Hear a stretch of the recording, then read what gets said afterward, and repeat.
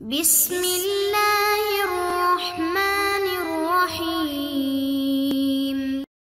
نحمده ونصلي ونسلم على رسوله الكريم اما بعد فاعوذ بالله من الشیطان الرجیم بسم اللہ الرحمن الرحیم۔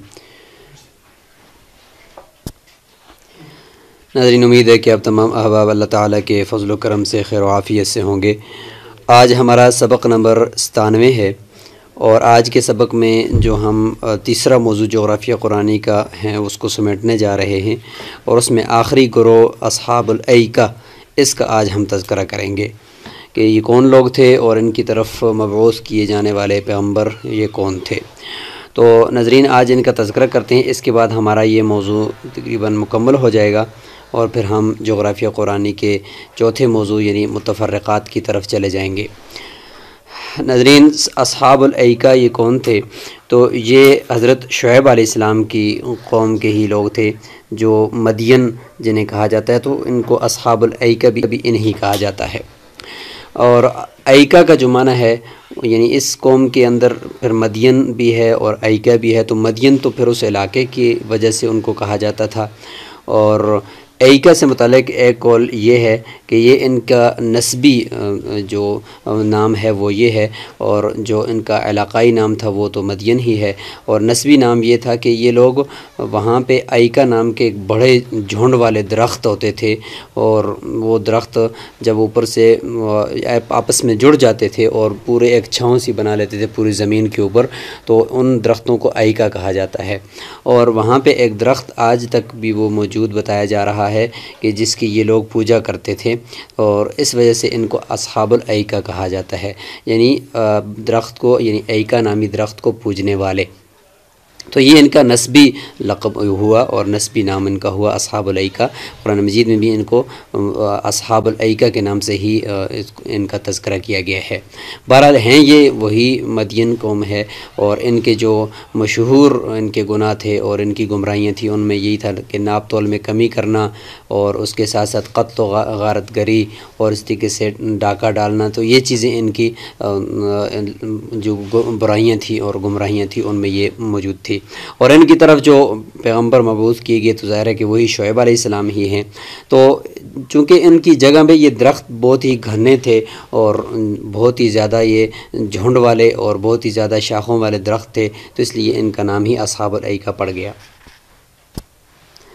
یہاں پر جو یہ اردن ہے، تو اسی اردن کے علاقے کے اندر یہ لوگ یہاں پہ رہتے تھے، اور چونکہ یہاں پہ ہی اسی جگہ پہ ہی مدین ہے، تو یہ مدین کا علاقہ اور اسی کے ساتھ ہی یہ فلسطین کے قریب یہ اصحاب الایکہ کی بستیاں ہیں۔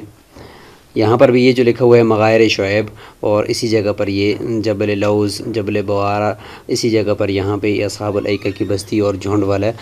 علاقہ تھا۔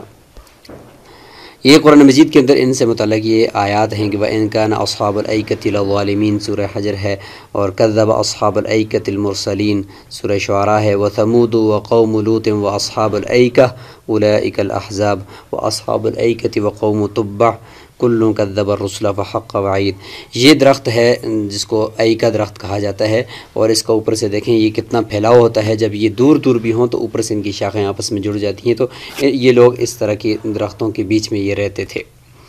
اور یہاں پہ دیکھیں اس درخت کی کتنا پرانا ہونے کی وجہ سے بھی اس کی شاخیں دیکھیں کتنی پرانی اور کتنی پھیلی ہوئی ہیں۔ یہ دیکھیں درخت سے انہوں نے کچھ بنایا ہوا ہے، اور خیالی بھی ہو سکتا ہے، لیکن وہاں پہ ایک درخت ایسا ہے جس کے بارے میں یہ بتایا جاتا ہے کہ یہ لوگ اس درخت کی بھی پوجا کرتے تھے۔ یہ اس درخت کی کچھ اور تصاویر ہیں۔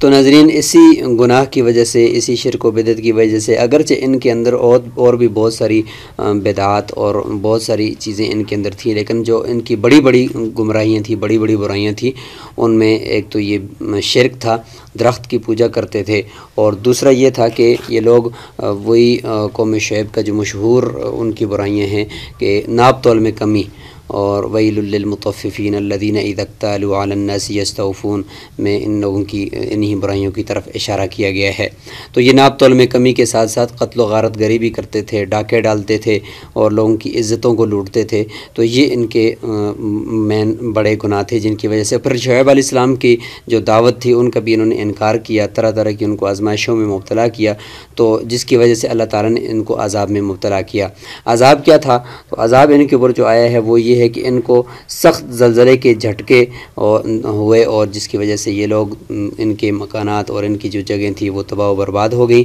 اور یہ لوگ ہلاک ہو گئے۔ تو آج کا جو ہمارا سبق تھا، اسی کے ساتھ ہم جغرافیہ قرآنی کا تیسرا موضوع یعنی گروہ، مختلف گروہوں کا تذکرہ جن کو قرآن مجید میں اصحاب کے نام سے، جیسے اصحاب الفیل، اصحاب الایکہ، اصحاب الرس اور اس طریقے سے اصحاب الکہف، تو یہ جتنے بھی 8 قسم کے گروہ ہیں تقریباً جن کو اصحاب کے نام سے اللہ تعالیٰ نے اس قرآن مجید میں ان کا تذکرہ کیا ہے۔ تو آج ہم ان کو مکمل کر رہے ہیں۔ انشاءاللہ اگلے سبق کے اندر ہم جغرافیہ قرآنی کا جو چوتھا موضوع ہے متفرقات، ہم اس کی طرف جائیں گے۔ السلام علیکم ورحمۃ اللہ وبرکاتہ۔